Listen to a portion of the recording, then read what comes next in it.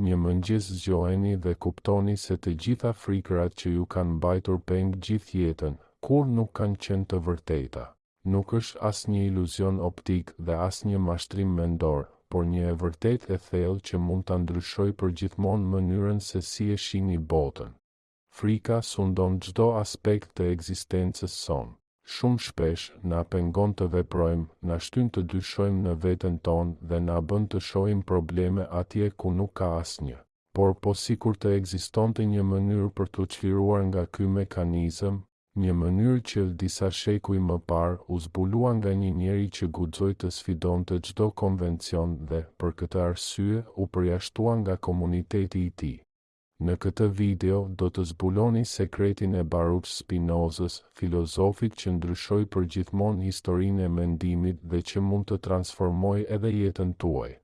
Baruch Spinoza lindi në vitin 1632 në Amsterdam, në një komunitet të rrept hebre sefardi, që nga rinja e tij ai shuhej për inteligjencën dhe shpirtin e tij kritik. Ndërsa të tjerët pranonin të vërtetat e imponuara nga feja, ai pyeste: çfarë është në të vërtetë Zoti? Pse ekziston vuajtja? A jemi vërtet të lirë apo gjithçka është e paracaktuar? Idetë e tij ishin të rrezikshme, sepse sfidonin themelet e kulturës së tij. Spinoza nuk besonte në një Zot që shpërblen dhe ndëshkon, por në një univers të udhëhequr nga ligje të domosdoshme dhe të pandryshueshme, pa gjykime morale. Vizioni i tij ishte tepër revolucionar për t'u pranuar. Vetëm në moshën 23 vjeçare, ai u përjashtua me një vendim të tmerrshëm. Askush nuk guxonte të fliste më me të. Askush nuk mund ta ndihmonte. Emri i tij duhej të harrohej. Ai u fshi nga komuniteti, u braktis nga familja dhe miqt. Për shumë njerëz, kjo do të ishte fundi, por ai e shndërroi vetmin e tij në forcë. Filloi një jetë të re, duke mbijetuar si lustrues lentash dhe duke i kushtuar çdo moment të lirë shkrimit dhe reflektimit. Pikërisht në këtë izolim, ai zhvilloi një sistem mendimi që mund ta çlirojë njeriu nga frika dhe vuajtja. Pse jetojmë në frikë? Çdo ditë jetojmë në frikë. Mendja jon krijon frikëra që bllokojnë veprimet dhe energjinë tonë. Kemi frikë nga dështimi dhe shtyjmë vendimet e rëndësishme. Kemi frikë nga gjykimi i të tjerëve dhe jetojmë duke u përpjekur t'u pëlqejmë të tjerëve. I shmangemi pas sigurisë dhe kapemi pas iluzioneve të kontrollit. Por a janë këto frikëra të vërteta, apo thjesht interpretime të realitetit? Spinoza ofroi një perspektivë radikale: frika nuk vjen nga vetë ngjarjet, por nga mënyra se si përjetojmë ato. Nuk është e ardhmja ajo që na frikson, por imazhet që krijojmë në mendjen tonë. Sa herë keni pasur frikë nga diçka që në fund nuk ndodhi? Sa herë ankthi ju ka mbajtur zgjuar për një problem që të nesërmen ishte krejtësisht i parëndësishëm? Spinoza na mëson thelbësisht se nuk është bota ajo që na tremb, por interpretimi ynë i saj. Vuajtja nuk buron drejt për drejt nga ngjarjet, por nga mënyra se si perceptojmë dhe reagojmë ndaj tyre. Frika, ankthi dhe dhimbja emocionale nuk vijnë nga realiteti objektiv, por nga kuptimi subjektiv që i japim, nga filtri i brendshëm përmes të cilit e shohim jetën. Imagjinoni dy njerëz që përjetojnë të njëjtin problem, për shembull, humbjen e një pune. Njëri mund ta shohë këtë si një tragjedi të pakapërcyeshme, duke u ndjerë i poshtëruar dhe i frikësuar për të ardhmen. Tjetri, nga ana tjetër, mund ta shohë si një mundësi për një fillim të ri, për të kërkuar rrugë të reja. Ngjarja është e njëjtë, por niveli i vuajtjes varet nga qëndrimi mendor. Rrënja e problemit qëndron në faktin se mendja jon krijon pritshmëri të sakta për mënyrën se si gjërat, dhe shpesh edhe njerëzit, duhet të jenë.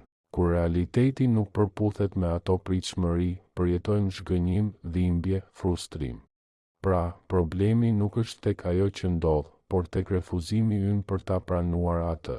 Ky rezistencë është burimi i vërtetë i vuajtjes. Spinoza na fton të shohim botën ashtu siç është, pa e ngarkuar me dëshirat apo frikërat tona. Nëse pranojmë realitetin siç është, pa pretenduar se duhet të jetë ndryshe, ndalojmë së vuajturi pa nevojë. Kjo nuk do të thotë të jemi pasiv, por të kuptojmë se lufta kundër asaj që nuk mund të ndryshojmë sjell vetëm stres dhe dhimbje. Nuk është bota ajo që na frikson, por mënyra se si e shohim atë. Sa herë keni egzageruar një problem në mendjen tuaj, i cili më vonë rezultoi të ishte shumë më i vogël se sa mendonit, ose që madje nuk ndodhi fare. Kjo ndodh sepse nuk reagojmë ndaj realitetit të pastër, por ndaj imazhit që krijojmë për të. Nëse besojmë se dështimi është i papranueshëm, çdo humbje do të duket si një katastrofë. Nëse mendojmë se mendimi i të tjerëve na përcakton, çdo kritik do të duket si kërcënim. Por këto frikëra nuk janë reale. Ato janë vetëm interpretime subjektive.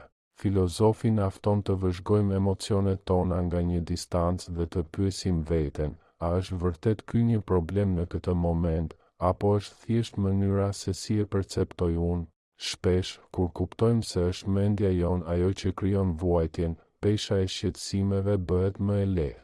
Pranimi i realitetit dhe vëzhgimi i tij me vetdije janë çelësi për të çliruar nga frika. Mësimi i Spinozës bazohet në një të vërtetë themelore, realiteti ndjek ligje precize, të pavarura nga dëshirat tona. Ne vuajmë kur i kundërvihemi asaj që nuk mund ta ndryshojmë, kur dëshirojmë që bota të jetë ndryshe nga ç'është në të vërtetë.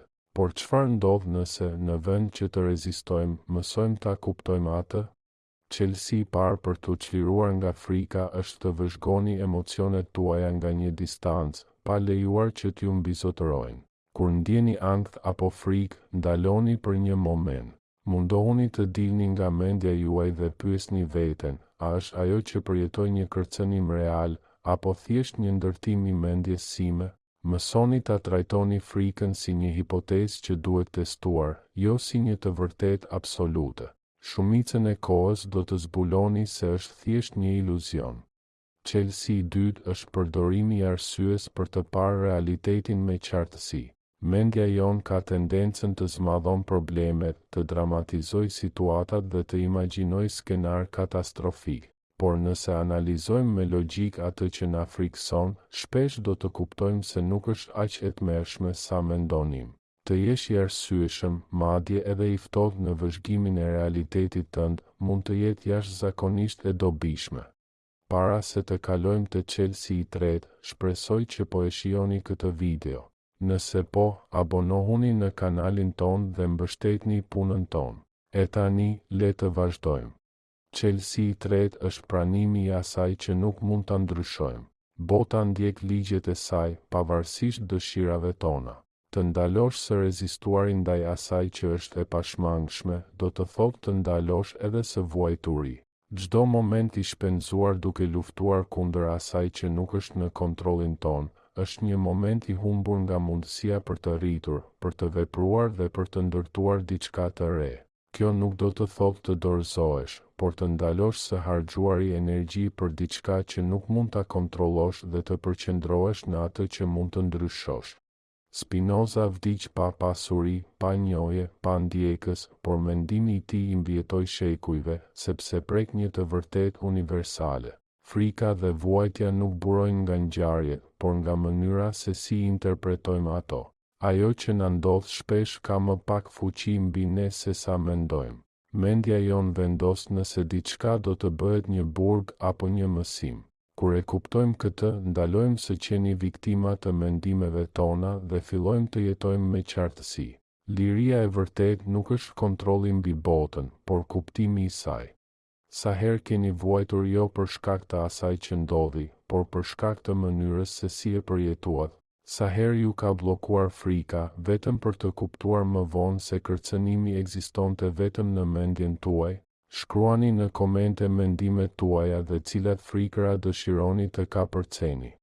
Spinoza ju ofron një alternativë, mos e kundërshtoni realitetin, por mësoni ta kuptoni atë.